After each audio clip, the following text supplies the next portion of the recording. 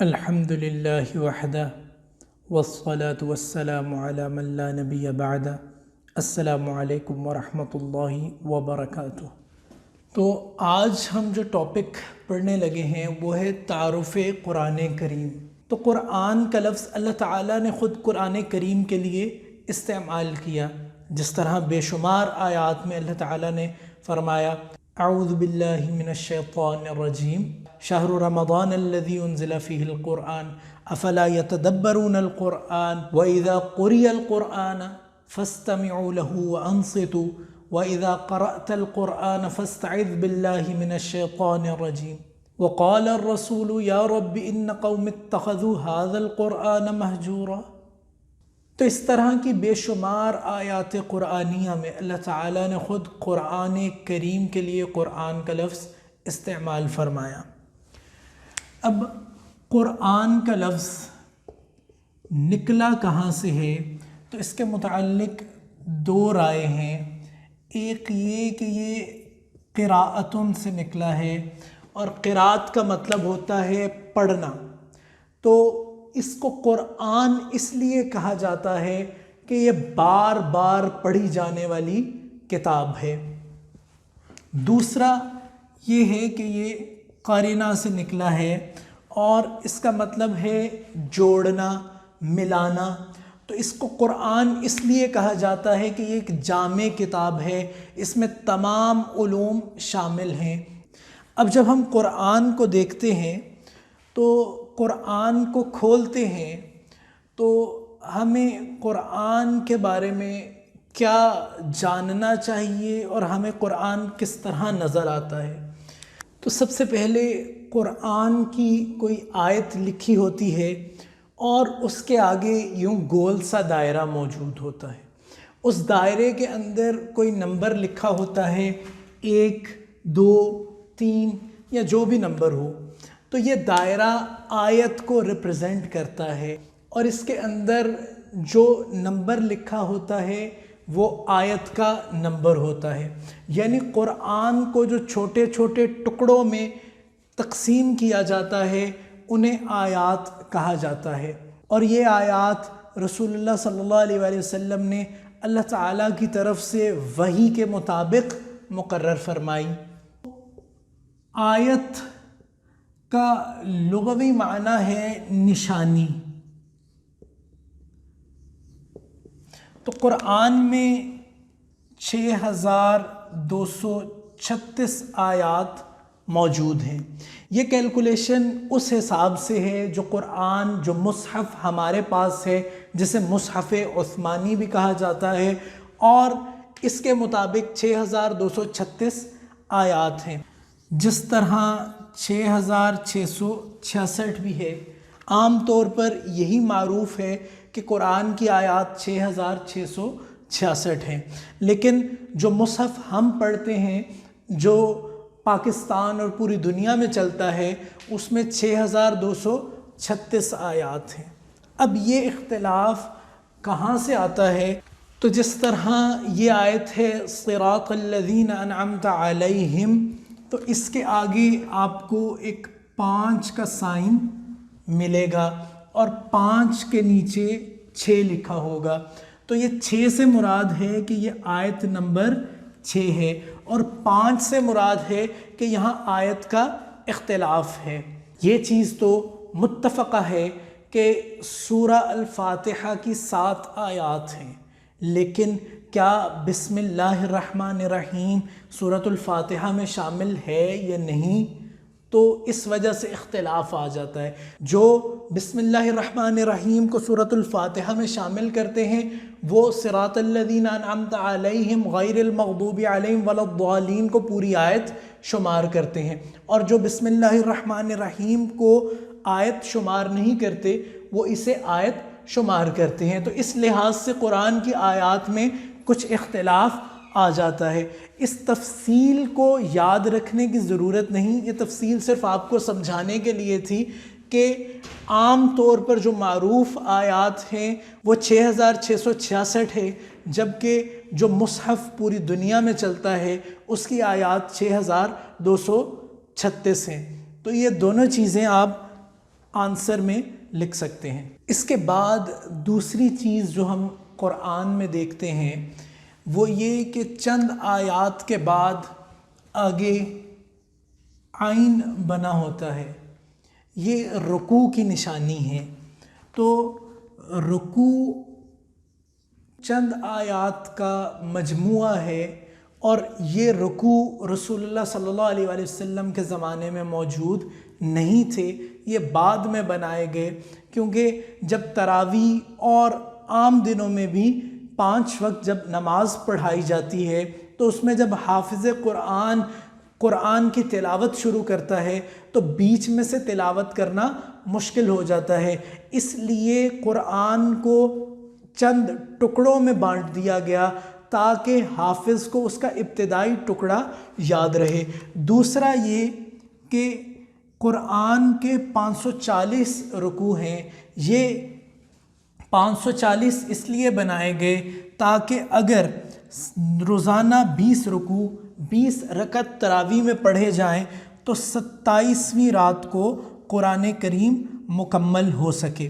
تو اس وجہ سے اس کو رکوع کہا جاتا ہے تاکہ حافظ یہ ٹکڑے یاد کر لے اور انہی جگہوں پر رکوع کرے تاکہ اس کی یادداشت کے لیے آسانی ہو جائے۔ تو رکوع کا لغوی معنی ہے جھکنا، تو اسے رکوع اس لیے کہا جاتا ہے کیونکہ جب حافظ اسی ترتیب کے ساتھ قرآن کریم کو یاد کرتا ہے تو انہی جگہوں پر رکوع کرتا ہے۔ اس کے بعد ہم ایک اور چیز دیکھتے ہیں کہ قرآن کریم کے چند رکوع مل کر ایک سورت بناتے ہیں۔ تو سورت کا لغوی معنی ہے چار دیواری۔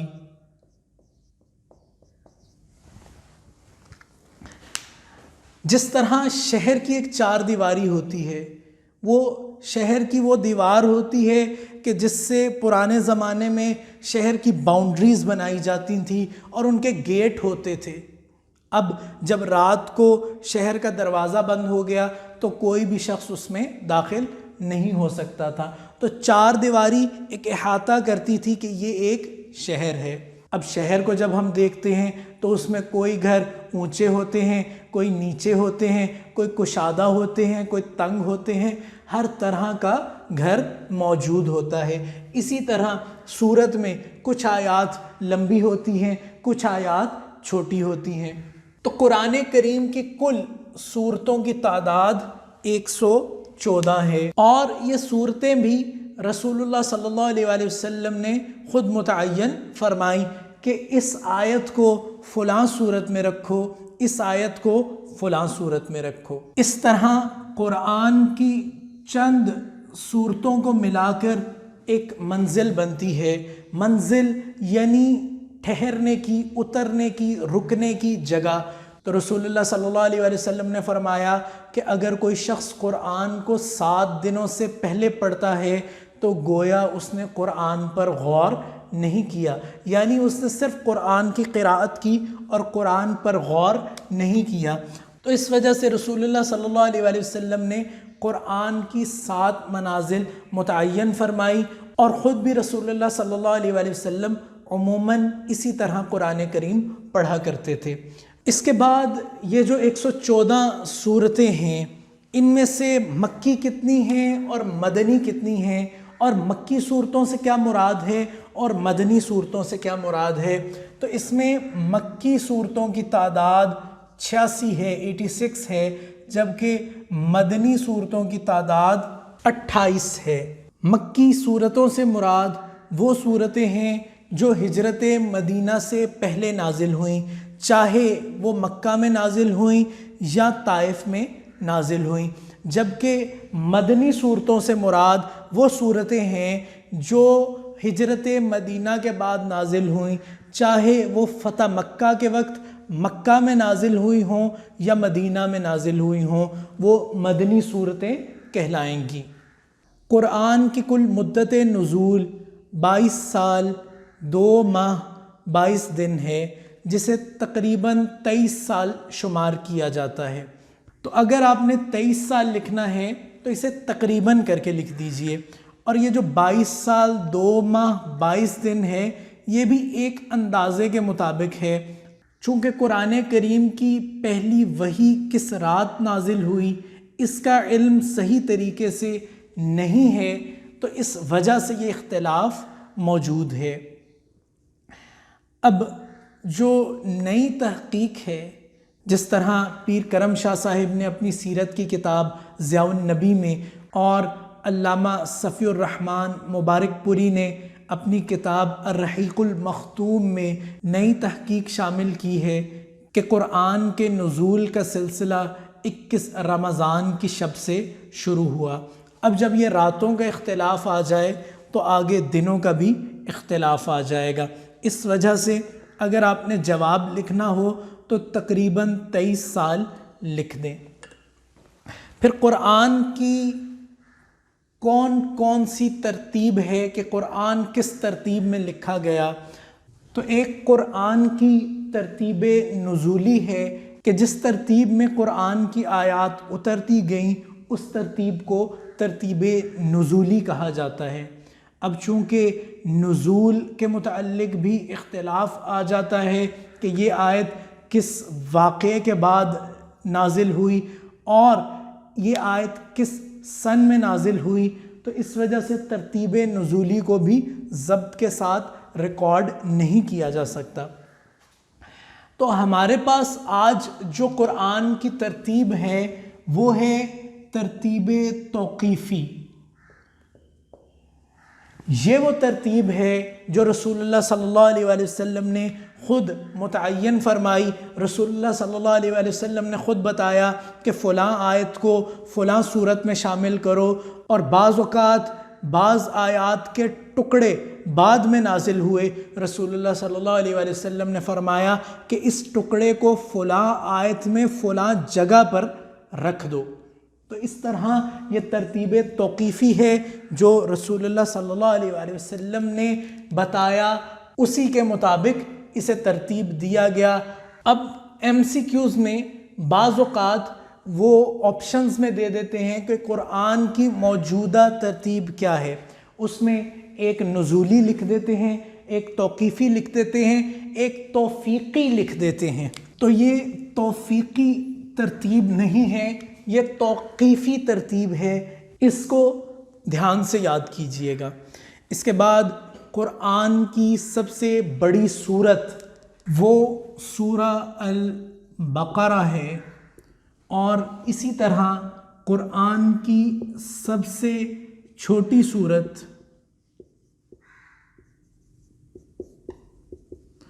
وہ سورہ الکوثر ہے۔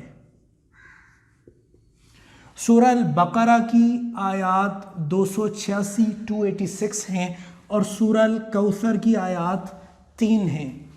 اس کے بعد اگلی چیز جو ہے وہ یہ کہ قرآن کریم نے خود قرآن کریم کو کن الفاظ کے ساتھ ذکر کیا، تو اس میں ایک ہے الکتاب، دوسرا ہے الفرقان، فرق کرنے والا، حق اور باطل میں فرق کرنے والا، اس کے بعد نور۔ اب یہاں ایک چیز یاد رکھیے کہ کتاب نہیں لکھنا، الکتاب، اسی طرح الفرقان اور نور۔ اس کے بعد شفا، اس کے بعد تذکرہ۔ تذکرہ یعنی کسی چیز کی یاد، ریمائنڈر کہ یہ ایک تذکرہ ہے۔ عبرت، نصیحت کا سامان۔ اس کے بعد العلم،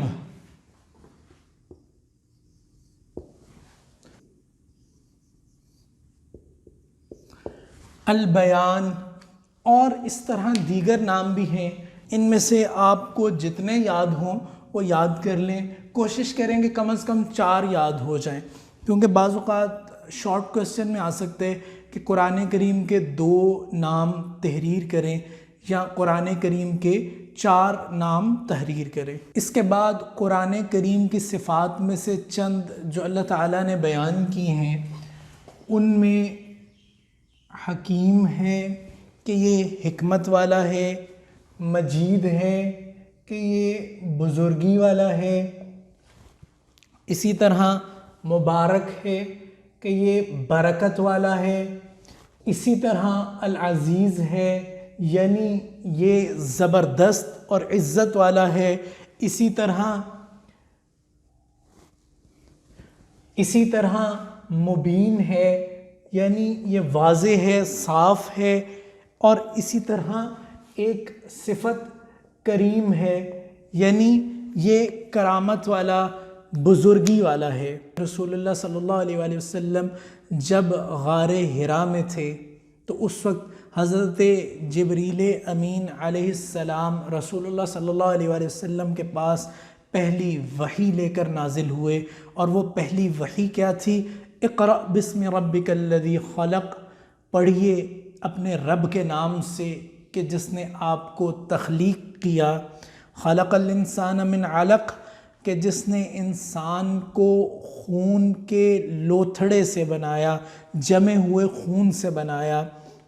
اقرأ وربک الاکرم، پڑھیے اپنے رب کے نام سے کہ جو بڑا کریم ہے، الذی علم بالقلم، کہ جس نے علم دیا، تعلیم دی، سکھایا قلم کے ذریعے، علم الانسان ما لم یعلم، انسان کو وہ کچھ سکھایا جو وہ نہیں جانتا تھا۔ تو ان آیات میں بہت سی حکمتیں ہیں، بہت سے نکتے ہیں، لیکن جو دو تین آپ کو اپنے ذہن میں ہمیشہ رکھنے ہیں کہ قرآن کی پہلی وحی نے پڑھنے کا کہا، قرآن کی پہلی وحی نے تعلیم پر زور دیا، قرآن کی پہلی وحی نے قلم کے ساتھ تعلیم کا کہا، قرآن کی پہلی وحی نے یہ بتایا کہ تعلیم کے ذریعے انسان نے وہ کچھ جان لیا جو وہ نہیں جانتا تھا، اور یہ تعلیم اسے اس کے رب نے دی۔ اگرچہ وہ کسی استاد سے لے یا کسی سے بھی یہ علم حاصل کرے، وہ کوئی ڈسکوری کرے، وہ کوئی انوینشن کرے، لیکن حقیقت میں یہ علم اللہ تعالیٰ کا عطا کردہ ہے۔ تو یہ آیات جب نازل ہوئیں تو رسول اللہ صلی اللہ علیہ وآلہ وسلم حضرت خدیجہ کے پاس گئے اور انہیں سارا ماجرا سنایا، اور وہ الفاظ کہ جن کے ذریعے حضرت خدیجہ رضی اللہ تعالی عنہا سلام اللہ علیہا نے آپ کو تسلی دی، وہ یہ تھے کہ آپ کو اللہ تعالیٰ ہرگز ناکام نہیں کرے گا۔ آپ رشتوں کو، رشتہ داروں کو باہم جوڑتے ہیں، رشتوں کو یا رشتہ داروں کو باہم جوڑتے ہیں، آپ لوگوں کی مشکلات کا بوجھ برداشت کرتے ہیں، آپ فقیروں کو مال عطا کرتے ہیں، اور آپ مہمان نواز ہیں۔ آپ میں جب اتنی خوبیاں ہیں، آپ میں نقص نہیں ہے، آپ میں عیب نہیں ہے، آپ میں یہ ساری اچھی چیزیں ہیں، تو اللہ تعالیٰ جب آپ کو یہ ذمہ داری دے رہا ہے تو اللہ تعالیٰ آپ کی حفاظت بھی کرے گا، اللہ تعالیٰ کبھی بھی آپ کے ساتھ کچھ برا نہیں ہونے دے گا۔ جیسے اللہ تعالیٰ نے خود فرمایا واللہ یعصمک من الناس، کہ اللہ تعالیٰ آپ کو لوگوں سے محفوظ رکھے گا۔ تو یہ قرآن کا کچھ تعارف تھا۔ ابھی تک ہم نے تعارف قرآن پڑھا کہ قرآن کن کن اجزاء، کن کن ٹکڑوں پر مشتمل ہے، کس طرح بنتا ہے، کتنے ٹکڑے ہیں، کیا صورت ہے، کیا آیت ہے، کیا رکوع ہے، اور اس کی تقسیم کس طرح ہے، اور اس کی وحی نزول شروع کیسے ہوا۔ اس کے بعد ہم نے پڑھا تھا کہ اس کی جو صورتیں ہیں ان کی تقسیم کیا ہے، کتنی مدنی صورتیں ہیں اور کتنی مکی صورتیں ہیں۔ تو اس کے آگے جو آپ کی بک میں ہے وہ ہے قرآن پاک کی صورتوں کی خصوصیات۔ تو اس کے بعد آپ کی بک میں مکی اور مدنی صورتوں کی خصوصیات لکھی ہیں۔ تو خصوصیت خاص سے نکلا ہے، یعنی کیا چیزیں ہیں جو صرف مکی صورتوں میں ہیں اور وہ چیزیں مدنی صورتوں میں عام طور پر نہیں پائی جاتی، اور اسی طرح کون سی ایسی خوبیاں ہیں جو مدنی صورتوں میں ہیں جو عام طور پر مکی صورتوں میں نہیں پائی جاتی۔ مکی صورتیں جو ہیں وہ عقیدے سے متعلق تھیں۔ تو ایک پوائنٹ جو ادھر لکھا ہوا ہے کہ مکی صورتوں میں زیادہ تر عقیدے کے متعلق بات کی گئی ہے، جبکہ مدنی صورتوں میں چونکہ ادھر ایک اسلامی ریاست قائم ہو چکی تھی، امن و سکون تھا اور مخاطبین جو تھے وہ مسلمان تھے، تو وہاں معاشرت یعنی زندگی گزارنے کے طور طریقوں کے متعلق احکامات نازل ہوئے کہ حلال کیا ہے، حرام کیا ہے، نکاح کے متعلق کیا حلال ہے کیا حرام ہے، کہ مشرکین سے نکاح کیا جا سکتا ہے یا نہیں کیا جا سکتا، کھانے پینے کے معاملے میں کیا حلال ہے کیا حرام ہے۔ اس طرح کے تمام جو احکامات ہیں وہ مدنی صورتوں میں آتے ہیں۔ تو مدنی صورتوں میں معاشرت کے بارے میں، معیشت کے بارے میں، جہاد کی فرضیت مدینہ میں ہوئی تو جہاد کے متعلق، لین دین، خرید و فروخت، تجارت کے متعلق، نماز، روزہ، حج، زکوٰۃ یعنی عبادات کے متعلق مضامین آتے ہیں، جبکہ مکی صورت میں زیادہ تر عقائد کے متعلق مضامین آتے ہیں۔ تو مکی صورتوں میں اکثر زور بیان ہے، فصاحت و بلاغت ہے، اس کے مضامین میں دریا کسی روانی ہے، ایمان کے تقاضوں کی بار بار یاد دہانی کرائی جاتی ہے۔ مکی صورتیں عموماً یا ایھا الناس کے خطاب سے شروع ہوتی ہیں، لوگوں کو مخاطب کیا جاتا ہے، کیونکہ مکی دور میں زیادہ تر خطاب غیر مسلموں کے ساتھ تھا۔ انبیاء کے قصے بیان کیے جاتے ہیں، عموماً جن صورتوں میں انبیاء کے قصے ہوں وہ مکی صورتیں ہوتی ہیں، لیکن بعض اوقات مدنی صورتوں میں بھی انبیاء کے قصے آ جاتے ہیں۔ تو یہ خصوصیات عام طور پر ہیں، جنرلی ہیں، بعض اوقات ایکسیپشنز کچھ آ جاتی ہیں۔ اس کے علاوہ اخلاق پر زور دیا گیا، اجمال ہے، اجمال یعنی مختصراً مکی صورتیں زیادہ تر چھوٹی ہیں، اس کے برعکس جو مدنی صورتیں ہیں وہ عموماً لمبی ہیں، لیکن مدنی صورتوں میں چھوٹی صورتیں بھی، جس طرح سورہ النصر ہے وہ چھوٹی صورت ہے، وہ مدنی صورت ہے، اور اسی طرح سورہ الکہف جو ہے یہ مکی صورت ہے لیکن یہ بڑی صورت ہے، 110 آیات کی ہے۔ تو یہ عام طور پر جنرل چیزیں ہیں کہ جنرلی مکی صورتیں چھوٹی ہوتی تھیں اور مدنی صورتیں جس طرح سورہ البقرہ، سورہ آل عمران، سورہ النساء یہ لمبی صورتیں ہیں۔ اسی طرح مکی صورتوں میں اہل عرب اور اہل کتاب کے مشترکہ عقائد کو بار بار دہرایا گیا، عرب سے زیادہ تر خطاب کیا گیا۔ اس کے برعکس جو مدنی صورتیں ہیں ان کی مزید چند خصوصیات یہ ہیں۔ تو جب ہم مدنی صورتوں کی خصوصیات کی طرف دیکھتے ہیں تو وہ جو تمام خصوصیات لکھی تھیں انہیں ایک خصوصیت کے تحت لکھا جا سکتا ہے، شریعت کے احکام، کیونکہ یہ تمام کی تمام چیزیں شریعت کے متعلق ہیں۔ اسی طرح جو پہلی چیز تھی معاشرت، اس سے ایک اور پوائنٹ نکالا جا سکتا ہے کہ ثقافتی و تہذیبی عمارت کی تکمیل ہوتی ہے۔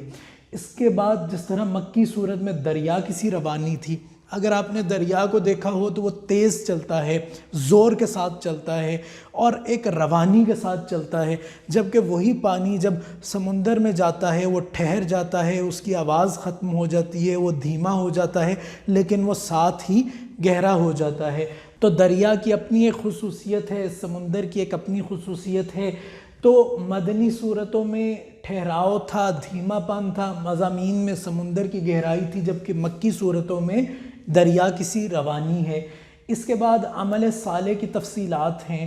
مکی صورتوں میں اجمال تھا، چھوٹی صورتیں تھیں، مختصراً چیزوں کو بیان کیا گیا تھا، جبکہ مدنی صورتوں میں مکہ میں نازل ہونے والے جو کلیات تھے ان کی تفصیل کو بتایا گیا اور اس میں صورتیں لمبی تھیں۔ جس طرح مکی صورتوں میں مشترکہ عقائد کو بار بار دہرایا گیا، اسی طرح مدنی صورتوں میں بھی مشترکہ عقائد کو بار بار دہرایا گیا۔ وہاں عرب سے خطاب تھا مکی صورتوں میں، جبکہ مدنی صورتوں میں اہل کتاب سے خطاب ہے، جس طرح بے شمار آیات میں یا بنی اسرائیل، تو یہ تمام کا تمام خطاب اہل کتاب سے تھا۔ اس کے علاوہ ادھر چونکہ مومنین نہیں تھے تو یا ایھا الناس سے خطاب تھا، جبکہ ادھر یا ایھا الذین آمنوا سے خطاب ہے۔ اور اسی طرح پھر مکارم اخلاق کے متعلق بتایا گیا۔ تو ان میں سے آپ کو تمام کے تمام یاد کرنے کی ضرورت نہیں۔ میرا خیال ہے کہ میں نے جتنے بھی ابھی خصوصیات بتائی ہیں یہ صرف سن کر ہی آپ کو 4-5 خصوصیات بڑے آرام سے یاد ہو گئی ہوں گی۔ تو ان میں سے جتنی آپ کو یاد ہوتی ہیں وہ یاد کر لیں۔ اب ان میں جو میں نے سٹار لگائے ہیں یہ کچھ امپورٹنٹ ہیں، آپ یہ اگر یاد کر لیں تو زیادہ بہتر ہے۔ عقیدے کے متعلق تقریباً ایک جیسی ہیں، اگر آپ نے ایک یاد کر لی تو انشاءاللہ دوسری بھی آپ کے ذہن میں رہے گی۔ یا ایھا الناس سے خطاب ہے، انبیاء کے قصے ہیں اور اجمال ہے۔ اسی کے برعکس اگر آپ دیکھیں کہ مکی صورتوں میں عقیدہ ہے تو مدنی صورتوں میں زیادہ تر شریعت کو بیان کیا گیا۔ مکی صورتوں میں زور بیان ہے، ادھر ٹھہراؤ ہے۔ مکی صورتوں میں یا ایھا الناس سے خطاب ہے، ادھر یا ایھا الذین آمنوا سے خطاب ہے۔ مکی صورتوں میں اجمال ہے، چھوٹی ہیں، اور مدنی صورتیں لمبی ہیں، ان میں تفصیل ہے۔ تو اگر آپ یہ امپورٹنٹ خصوصیات یاد کر لیں تو یہ بھی کافی ہیں کہ اگر یہ لانگ کوسچن بھی آ جائے تو آپ 4 دونوں کی خصوصیات بیان کر دیں۔ اس کے بعد قرآن کی تکمیل کا ذکر ہے کہ قرآن مکمل کیسے ہوا۔ تو اس کے متعلق خطبہ حجۃ الوداع کے رسول اللہ صلی اللہ علیہ وآلہ وسلم نے خطبہ جو دیا حجۃ الوداع میں، اور اس خطبے میں آپ نے پوچھا الا هل بلغت، کہ کیا میں نے پہنچا نہیں دیا جو کچھ میرے اوپر نازل ہوا تھا؟ تو ساروں نے کہا بلا، کہ جی ہاں، کیوں نہیں آپ نے پہنچا دیا۔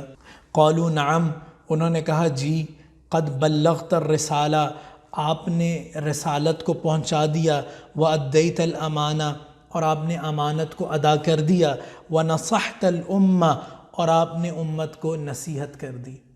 یہ واقعہ عرفات کا ہے کہ جہاں رسول اللہ صلی اللہ علیہ وآلہ وسلم نے جب یہ فرمایا تو پھر آیت نازل ہوئی الیوم اکملت لکم دینکم واتممت علیکم نعمتی ورضیت لکم الاسلام دینا، کہ آج کے دن ہم نے آپ کے اوپر آپ کا دین، تم سب کے لیے تمہارا دین مکمل کر دیا، اور اپنی نعمت کو تمہارے اوپر پورا کر دیا، اور تمہارے لیے اسلام کو دین کے طور پر پسند کر لیا۔ اس کے چند دنوں کے بعد، تھوڑے عرصے کے بعد، رسول اللہ صلی اللہ علیہ وآلہ وسلم پر وحی کا سلسلہ ختم ہو گیا۔ یہاں میں ایک چھوٹی سی چیز یہ بتانا چاہوں گا کہ آخری وحی کے بارے میں تھوڑا سا اختلاف ہے، لیکن زیادہ صحیح قول یہ ہے کہ آخری جو وحی تھی وہ سورۃ البقرہ کی آیت نمبر 281 تھی، واتقوا یوما ترجعون فیہ الی اللہ ثم توفی کل نفس ما کسبت وہم لا یظلمون، اور اس دن سے ڈرو جب کہ تم اللہ کے حضور لوٹائے جاؤ گے، ثم توفی کل نفس ما کسبت، پھر پورا بدلہ دے دیا جائے گا ہر نفس کو جو اس نے کمایا، جو اس نے کیا کمایا، وہم لا یظلمون، اور ان پر زیادتی نہیں کی جائے گی۔ اب یہاں سوال یہ آتا ہے کہ یہ تو آیت نمبر 281 ہے، جبکہ سورۃ البقرہ کی کل آیات کی تعداد تو 286 ہے، تو پھر یہ آخری آیت کیسے ہو گئی؟ اسی طرح الیوم اکملت لکم دینکم وہ سورہ المائدہ کی 3 آیت ہے، تو یہ آیات آخری آیات کس طرح ہو گئیں؟ تو ہم پہلے دیکھ چکے ہیں کہ قرآن کی جب آیات نازل ہوتی تو رسول اللہ صلی اللہ علیہ وآلہ وسلم بتاتے کہ اس کو کس جگہ پر رکھنا ہے۔ اسی وجہ سے قرآن کی ترتیب کو ترتیب توقیفی کہا جاتا ہے، اور بعض اوقات ایک آیت نازل ہو جاتی اور بعد میں اس کا ایک ٹکڑا نازل ہوتا تو رسول اللہ صلی اللہ علیہ وآلہ وسلم فرماتے کہ اس کو اس آیت کے اندر فلاں کلمات کے بعد اور فلاں کلمات سے پہلے داخل کر دو۔ تو یہ تعارف قرآن کا لیکچر تھا، انشاءاللہ اگلے لیکچر سے ہم آگے سے پڑھیں گے۔ اگر اس لیکچر میں کوئی پریشانی، کوئی مشکل آ رہی ہو تو کمنٹ سیکشن میں کمنٹ کر دیں، یا کالج کے واٹس ایپ نمبر پر یا ای میل پر رابطہ کریں۔ السلام علیکم ورحمۃ اللہ وبرکاتہ۔